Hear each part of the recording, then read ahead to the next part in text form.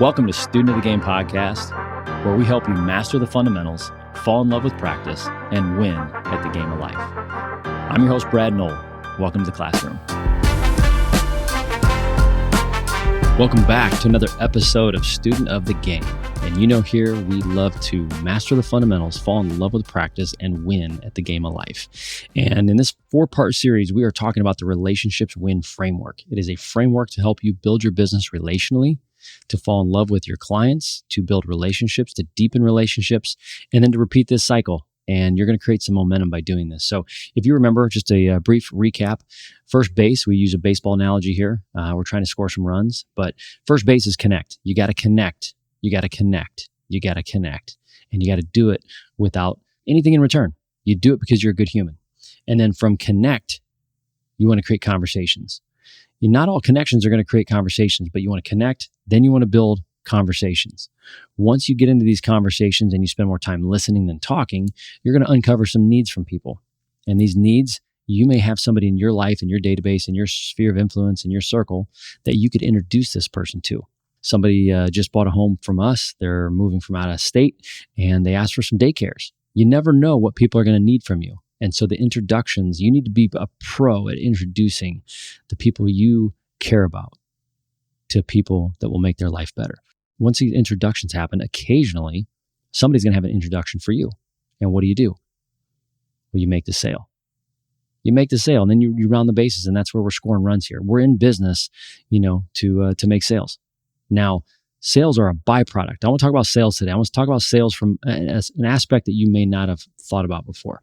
My mentor says, everyone wants to go to heaven, but no one wants to die to get there. Think about that. Everyone wants to go to heaven. No one wants to die to get there, right? Everybody wants to make a sale, but not everyone's willing to do what it takes in order to make that sale. You think about this. I've been doing this for over 20 years, and I can tell you the thing that I've fallen in love with is building relationships, connecting with people, and serving others at a high level. If you can do that, now you get to be to the place everybody wants to be, where people are introducing you to their friends, families, and their coworkers. Whether you're a landscaper, a financial planner, an appraiser, a title rep, a realtor, whatever business you're in, the thing that you need to sustain and to stay in business and to put food on your table is introductions. You need introductions to people that want to transact. All right. So let's talk about sales in terms of the thing that I believe the most when it comes to sales. There's really 3 sales. All right. The 3 sales in my world that happen, the first sale is the introduction. When I've got clients that are talking behind my back, and just happened today, had a meeting, I've been in the office here today, had a meeting with somebody who was introduced by a family member. That family member sold their other family member on why they need to call me. All right, that's the first sale. The first sale is when you're introduced. All right, the first sale is not when you're sitting down in front of them. Think about that. In a relational business, if you get introduced to somebody, the first sale's already been done. By the time that customer gets to you, the first sale's already been done. That's the magic behind running a relationship-based business. If you're not in a relationship-based business and you're cold calling, or you're door knocking, or you're, buying leads, the first sale has to be you convincing somebody to do something. That is not the relational model. The relational model is somebody introduces you that has a problem, and that problem needs to be solved. And at a very deep level, we believe the only reason a business exists is to solve a problem. Let me say that again. The only reason your business exists is to solve your customers' problems. One of the things at Noll Team Real Estate we understand at a very deep level is the problem we solve is people are going through a lifestyle change, and they need to make a change in their housing. And that's a problem that they're going through, whether it's a good problem or a bad problem. Some of the good problems are I graduated college, I got my first job. I'm getting married. We want to buy a house together. I just got a raise. We want to buy our dream home. Like, these are good problems, right? Some of the bad problems in real estate, somebody passes away, unfortunately. Somebody's going through a divorce, unfortunately. Somebody lost their job, unfortunately. We see all of humanity who are going through lifestyle changes, and they need to make a change in their housing. That's the problem that my team solves. What problem do you solve? If you think about that and you become amazing at solving your customers' problems, that's the second sale. The first sale is they get introduced to you. The sale's already happened. The second sale is when you can communicate, you know how to solve their problem. Then they might sign a contract with you. And the third sale for us is actually doing business, actually getting a buyer out there, getting them under contract, helping them navigate, the many homes for sale, the opportunities there are with different lenders and lending options. There's many sales that happen along the way, little micro sales, but at the core, there's 3 sales. The introduction was 1 sale. Us being able to solve their problem is another sale. And then getting an offer accepted and navigating a transaction is the 3rd sale. And like I said, the only reason a business exists is to solve a problem. And in real estate or any service business, it's really about being in the solution side of things. Like, what solutions can you provide? I heard, some buddies of mine, some mastermind groups, one of the guys says, problems are the price of progress. Problems are the price of progress. If you don't have any problems, let me just say this. If you don't have any problems, you don't have any business. You don't have any customers. You don't have any clients. If you don't have any problems, you don't have any clients. People come to you because they want you to help solve their problem. You have other people's burdens that they place upon your shoulders. Now, part of your responsibility is to make sure you have the capacity to handle that. Life's busy, man. Listen, life's busy. I'm recording this on a holiday weekend. Drove in from the lake. Got my hat on backwards if you're watching this. But I'm showing up because you need to hear this. Maybe you needed to hear this today. You are in the solutions business. If you have clients, it means they're putting their burdens, they're putting their challenges, they're putting their problems on your shoulders. And you, my guy, my gal, you got to step up to the plate and help them solve those problems. That's where we start having sales. Sales isn't about closing a deal. It's about delivering a solution. When you solve problems, I really believe sales will take care of themselves. If you focus on solving people's problems and serving them at a high level, the sale will happen. And if you don't like the number of sales you have, it's because you're not serving enough people. I'll say it and I'll be bold. I'm not telling you you're not good at what you do. I'm telling you, you need more connects that lead to more conversations. And then you need to be a voracious introducer of other people. Go help other people win. We say that all the time on here. Serve the introduction, not the problem. Serve the introduction and then solve the problem. Don't serve the problem.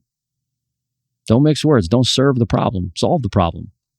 Every introduction is a door to someone's problem waiting to be solved. Approach each introduction like a diagnosis session. Discover what's really going on. Do a fact find. Do a deep dive. Just met with somebody who wants to sell property. And then one of the first questions is, well, what do you charge? My response back to them was, well, how fast are you going to sell your house? Do you not owe anything? You want to sell it for $5? I could have 100 people lined up on the streets. You sell it for $1 million and it's worth 500? Might charge a little more because nobody's coming. So ask, listen, understand, and offer solutions. Pitching, people talk about your pitch deck. People talk about, pitching or closing strategies, coffees for closers, close the deal, right? I think the deal, in my world, my belief system is the deal closes. You don't close the deal closes. And again, don't mix words here. When you close a deal, the emphasis is on closing, which is, in a sense, convincing. A man convinced against his will is of the same opinion still. We use that with parenting. We use that with my friends. We use that with our team. You try to convince somebody against their will, they are going to be of the same opinion still. I think that was Nelson Mandela. That was deep. One of the things is, give you an example. A friend introduces you to someone who's thinking about downsizing, and instead of jumping to list their home, one of the things we do, we try to help them understand timing, options, the emotional readiness. That's a big deal. The emotional readiness. Think about that. If you're in a business where you're a financial advisor and you make more money selling life insurance, and all of a sudden you meet with somebody like, I want to sell you life insurance. Well, get to know them first. Ask them some questions. Find out what they have going on in their life. If you're selling shirts, or you're an accountant, like, you got to understand the problem you're being hired to solve first. And then it's about building relationships. And if those people aren't ready, if you get introduced to somebody and they're not ready to make that move, then you go back to first base with them. You just keep connecting, have more conversations, more things will be uncovered. Maybe you need to introduce them to some more people. In my world, sometimes before somebody buys a home, we ask them if they have a financial advisor.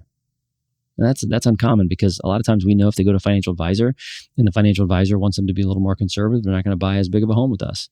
In real estate, that happens. We want people to be confident homeowners. That's it. I don't care if it's a $100,000 buyer or $10 million buyer or seller. We want people to be confident homeowners. And in doing that, we have conversations with people and introduce them to the people they need in their lives. It's like building a team. Zig Ziglar says, stop selling, start helping. I love Zig. Zig's the man. My grandfather was my mentor getting into real estate. He had a real estate business for 55 years. If you haven't heard this on the pod before, this is the first time you're hearing it. I'm a third generation realtor. And my grandfather told me one time, it just completely blew my mind after he knew I was going to conferences. He had retired and before he had passed. And I had told him some of the conferences I went to and that I heard Zig Ziglar. And he told me the story. He's like, yeah, I was the president of the Indiana Auctioneers Association way back in the day, and we hired Zig to come and present. And I'm like, wait, like the Zig Ziglar? And he's like, yeah, he wasn't the Zig Ziglar at the time. He's like, I picked him up at the airport and brought him down and had dinner with him. I'm like, oh my goodness, that's a story. Sorry, back to the podcast. I was getting a little personal there.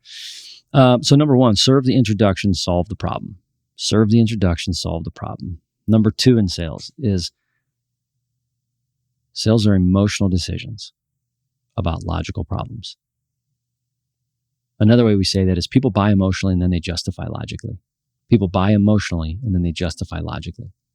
People make decisions emotionally and justify them logically. I've done that. Done that with cars, with golf clubs. Are you kidding me? Oh, this club's going to go, oh man, this driver, I get so much more club head speed and it's going to give me more distance. And you know what? I just wanted a new club because my driver kept going right on me. I bought emotionally, and then I justify all the metrics of this new driver and what this is going to do for me. It's going to lower my scores, make me happier, I'll be a better husband, better dad. Anyway, you get the point. I'm sure. What do you have in your life that you bought emotionally? Think about that. Your last big purchase or small purchase. What did you buy emotionally, and then justify it logically to somebody else? Like we see this in real estate all the time. Somebody walk through a house and go, oh my gosh, I love it. Let's buy it. Let's hurry up and make an offer. We make an offer, multiple offers. That's great. All of a sudden we're done. And they're explaining it to their family. Well, it's so much closer to the school, and our commute time's a lot less, and they just put in a new AC, so it's going to cut down on our cooling costs. So, sales are emotional decisions about logical problems. You win when you make people feel safe, understood, and supported. Think about that. You win in sales when you make other people feel safe, understood, and supported. Solving their felt need is just as important as solving their logistical problem. How people feel. People forget what you said, they'll forget what you did, but they'll never forget how you made them feel. That's Maya Angelou right there. We have that hanging up on the office. Maya Angelou says, people forget what you said, they'll forget what you did, but they'll never forget how you made them feel. And I believe my business is where it is today because I doubled down on the feelings that I wanted people to experience when they worked with me. I wanted them to feel something different. I wanted them to be understood. I wanted them to feel heard and listened to. And that takes time. It's a crock pot or a microwave. Does your food taste better in a microwave or a crock pot? I'd take a crock pot all day long. Come home after a long day and smell that thing in the crock pot. I'm like, whatever it is, it smells good. In a microwave, that's just quick. It's reproduced. Some of the examples that I have when it comes to people buying emotionally and justifying logically, sometimes a biggest concern isn't really the square footage. It's school district, commute, his family nearby. We just had that. Somebody's moving in from out of state and family's nearby.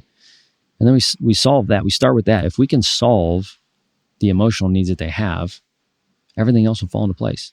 Do you need 2,000 square feet? Well, this home's only 1,700 square feet. Great, but it's right next to your cousin's. Cool. We'll take it. That's really what happens. And I like Simon Sinek has a lot of good stuff out there. One of the things I saw a while ago, there's a YouTube video. I don't know the title of it, but he talks about the emotions. And he says, people don't buy products. They buy better versions of themselves. People don't buy products. They buy better versions of themselves. What is this thing going to do for me to make me a better version of who I am? Is this going to save time for me? Is this going to reduce my stress? Is this going to help me keep more money in my pocket? Those are all reasons that, we can solve problems for our clients. Sales are emotional decisions about logical problems. Think about that. Student of the Game is brought to you by Noll Team Real Estate. Our mission is to eradicate mediocre real estate transactions. On your largest financial purchase, you shouldn't have to deal with average. We do this by helping you save time, reduce your stress, and helping you keep as much money in your pocket as we can. You can help us out by introducing us to your friends or family who want to make confident real estate decisions, whether buying, selling, building, or investing. At Noll Team Real Estate, we are connected to a group of realtors who sell 1 in every 8 homes in North America. If you know someone moving out of your area, there's a great chance we can connect them to somebody we know, like, and trust. Remember, relationships win. Now back to the show. EQ. People talk about EQ a lot. IQ, EQ. EQ is emotional intelligence. Do you have the emotional intelligence to meet people where they are? You know, I get a lot of people asking me about real estate. Hey, can I get into real estate? Hey, can I meet with you about getting into real estate? I'm sure. I'd love to. You know, one of my passions is to expedite people's learning curve. If I can help you learn faster than what it's taken me over 20 years to get to where I'm at today.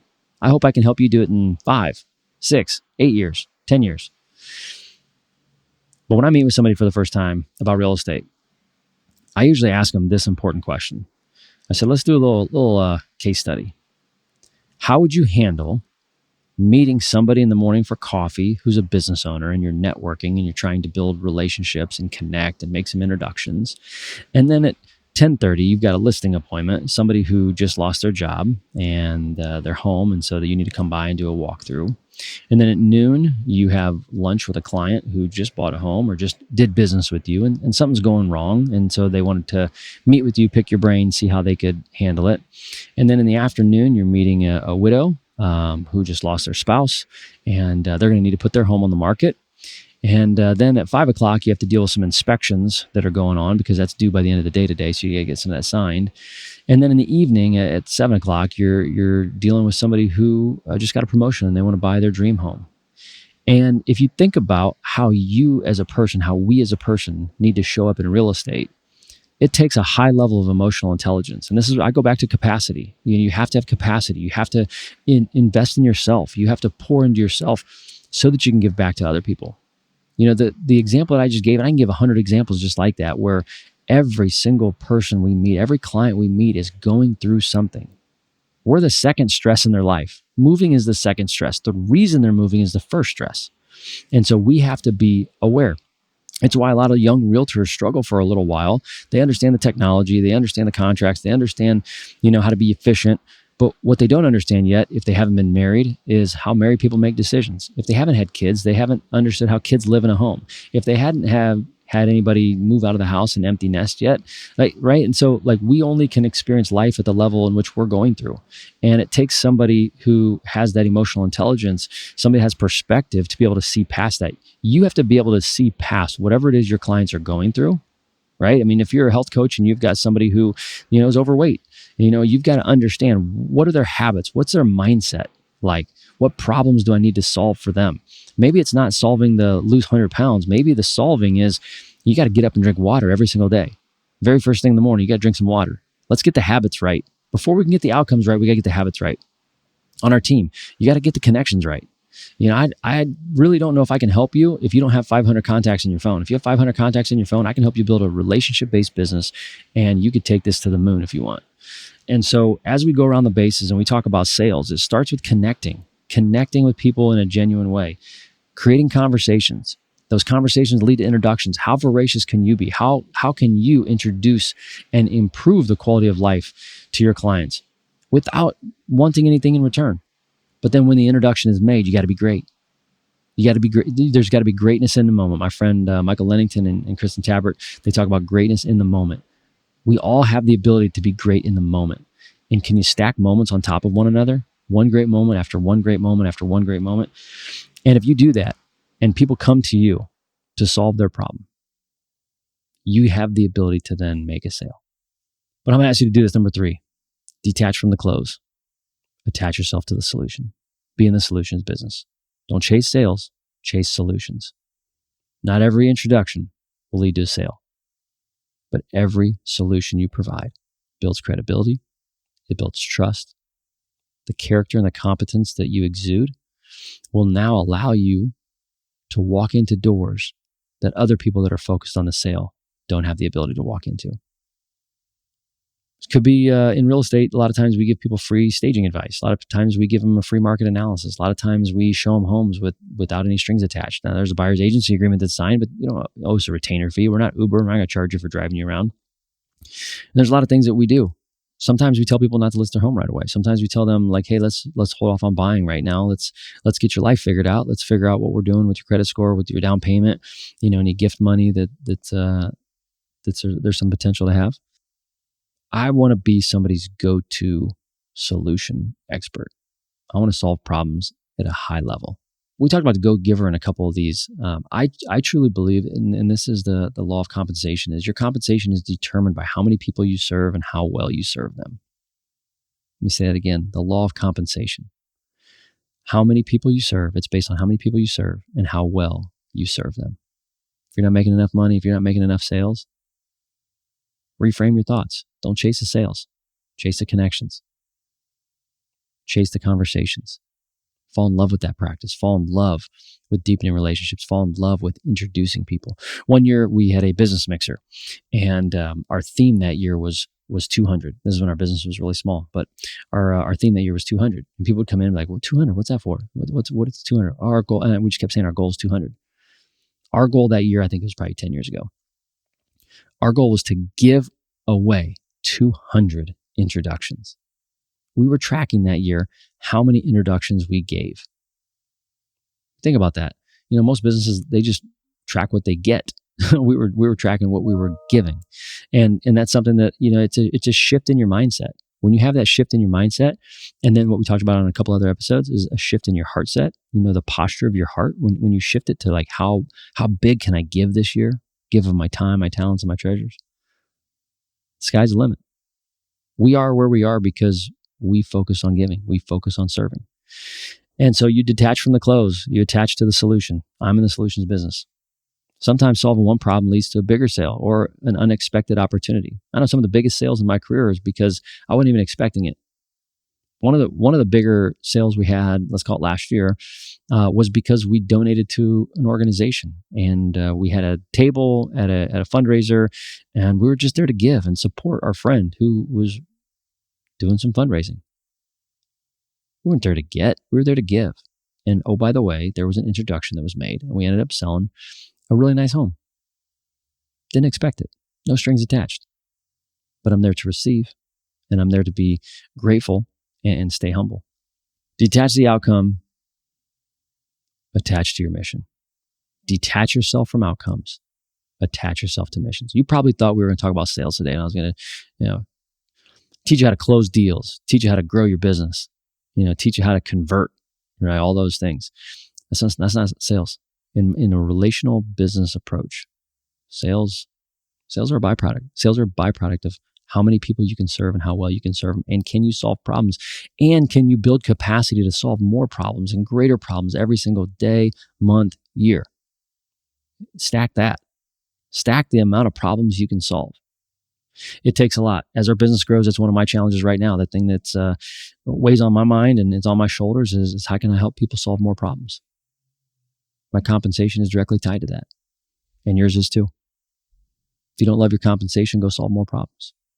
Maybe solving more problems stems from being the person who can solve more problems. Your capacity, go for a walk, go drink water, go be a better friend, go be a better spouse, be a better parent. What's the real problem you're trying to solve, right? It's the goals that we have. I don't go too much deeper into this. I'll do a recap, but this year we've created the Relationships Win framework, and it's tried to teach our team, and now I'm bringing it to you. I'm trying to teach our team how to grow your business relationally.